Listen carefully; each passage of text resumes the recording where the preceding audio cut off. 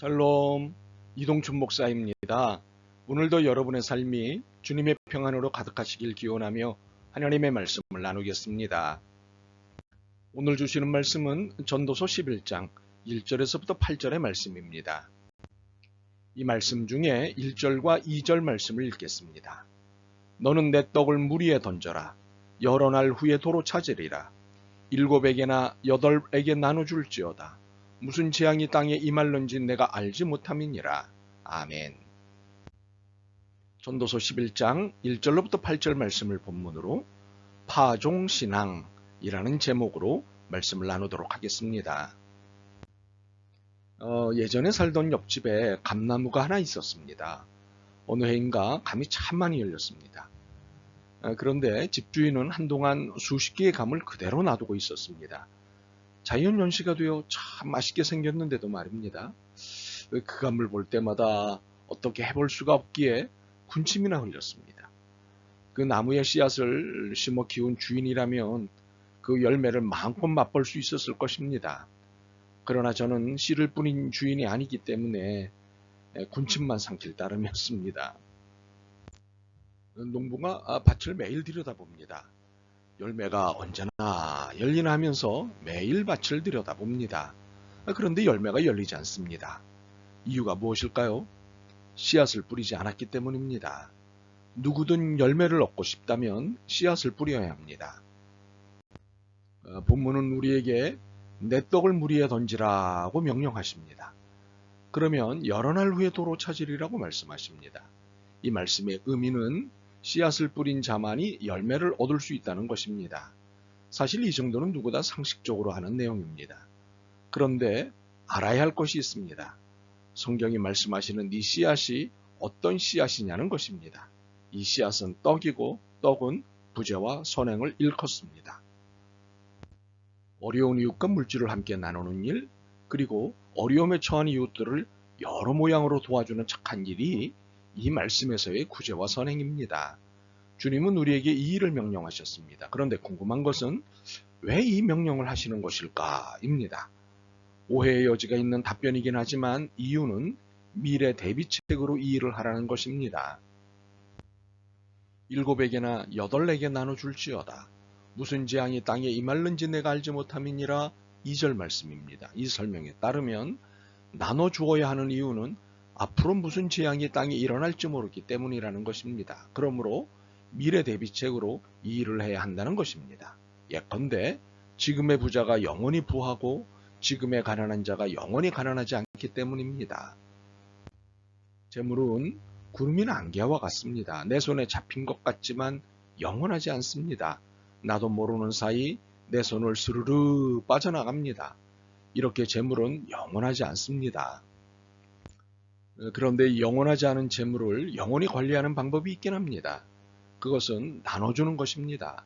그것도 한 군데가 아닌 7이나 8에게 나눠주는 것입니다. 한두 곳, 한두 사람이 아닌 여러 곳, 여러 사람에게 나눠주는 것입니다. 그래야 어디서 무슨 재앙을 만나더라도 나눈 것이 자신에게 생명으로 돌아올 것이라는 것입니다. 사람이 여러 해를 살면 항상 즐거워할지로다.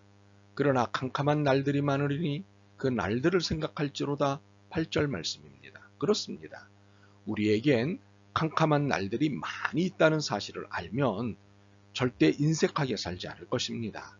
미래를 대비하는 거룩한 선행을 베풀게 될 것입니다. 아니, 베풀 수밖에 없습니다. 가난한 의대생이 있었습니다. 너무 가난해서 자기가 쓰던 책을 중고 서점에 팔러 갔습니다. 그런데 안 산다는 겁니다. 버리고 올 수도 없고 그 무거운 책들을 다시 가져오느라 다리도 아프고 배가 고파서 너무 힘들었습니다. 도저히 견딜 수 없어서 어느 집에 들러 밥을 얻어 먹으려고 했습니다. 마침 어른은 없고 한 소녀가 있었습니다. 엄마는 일하러 나가고 혼자 집을 보는데 점심 대신 우유 한 병을 먹으려고 한다는 겁니다. 그런데 그 우유를 내놓고 대접하였습니다. 받기가 멋쩍었지만 하도 배가 고파서 받아 마셨습니다. 큰 감동을 받은 의대생은 소녀와 어머니의 이름 그리고 주소를 메모해 두었습니다.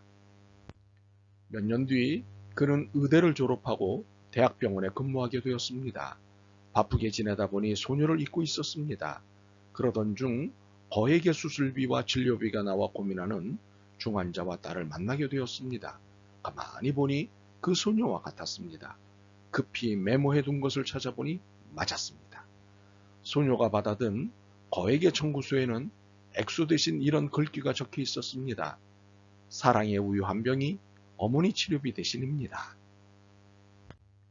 7이나 8에게 나눠준 것은 언젠가 내게 다시 선물이 되어 돌아옵니다. 방류한 연어 새끼가 어른 연어가 되어 방류됐던 곳으로 돌아오는 것과 같습니다.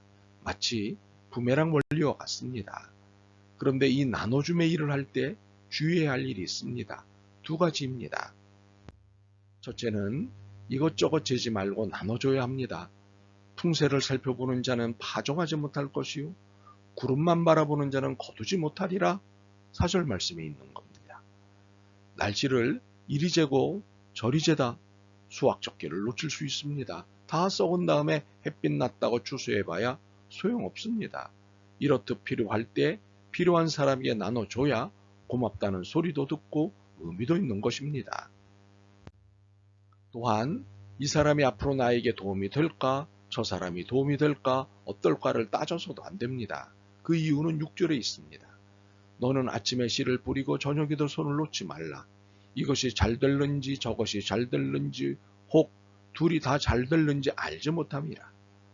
혹시 이 말씀을 로또 복권처럼 읽는 분이 있다면 그렇게 읽지 마시기 바랍니다. 이는 하나님이 만사를 성취하심을 읽는 겁니다. 5절입니다. 바람의 길이 어떠함과 아이벤 자의 상태에서 뼈가 어떻게 자라는지를 내가 알지 못함 같이 만사를 성취하시는 하나님의 일을 내가 알지 못하느니라. 그러므로 우리는 손익을 재는 사람이 아니라 만사를 하나님의 명령에 따라 살기만 하면 되는 사람입니다. 나눠주라고 하셨으니 나눠주면 됩니다. 그 다음 일은 하나님의 일이십니다. 둘째는 부지런히 나눠줘야 합니다. 6절 상반절에 보시면 너는 아침에 씨를 뿌리고 저녁에도 손을 놓지 말라 말씀하십니다. 아침 저녁 가릴 것 없이 시도 때도 없이 나눠줘야 합니다. 또한 이 말씀은 시쳇말로 쫀쫀하게 굴지 말고 통 크게 나누라는 말씀이기도 합니다. 오래전 아일랜드 이민자들은 큰 감자를 먹고 작은 감자를 시감자로 썼습니다. 그들은 한동안 그런 식으로 농사를 지었습니다. 하지만 얼마 지나지 않아 놀라운 자연의 법칙을 깨닫게 되었습니다. 작은 감자를 땅에 심으니 나중에 거두는 감자가 점점 작아져서 작은 돌멩이만해진 것입니다. 그들은 이러한 경험을 통해 좋은 것을 얻으려면 좋은 것을 심어야 한다는 사실을 깨달았습니다. 그래서 크고 좋은 것을 심었습니다. 대개는 가장 좋은 것은 자신을 위해서 보관하고 그보다 못한 것을 심는 경우가 많습니다. 조금 주고 많이 받기를 원합니다. 그러나 우리가 큰 감자를 먹어버리면 오랜 세월 큰 감자를 거두지 못한다는 것을 알아야 합니다. 추수할 때면 어떤 씨를 뿌렸는지가 그대로 드러납니다. 크고 좋은 것을 심어야 오랫동안 좋은 열매를 얻을 수가 있습니다. 바울은 갈라디아서 6장 8절에 이렇게 표현하였습니다. 심은 대로 거두리라. 심는 대로 거두는 것을 파종신앙이라 이름 붙일 수 있습니다. 그렇습니다. 우리에게 필요한 또 하나의 신앙은 파종신앙입니다. 그러나 이것은 무엇을 바라는 것이 되어서는 안 됩니다. 주고 안 주고는 하나님이 정하실 일입니다. 그러므로 하나님의 말씀이 지시하는 대로 뿌릴 뿐입니다. 나머지는 은혜일 뿐입니다. 이 귀한 신앙의 모습이 우리 모두에게 나타나기를 소망합니다. 아멘. 주님, 뿌리고 나눠주는 일에 인색했음을 깨닫습니다. 뿌리고 나누는 파종신앙의 삶을 살고자 합니다.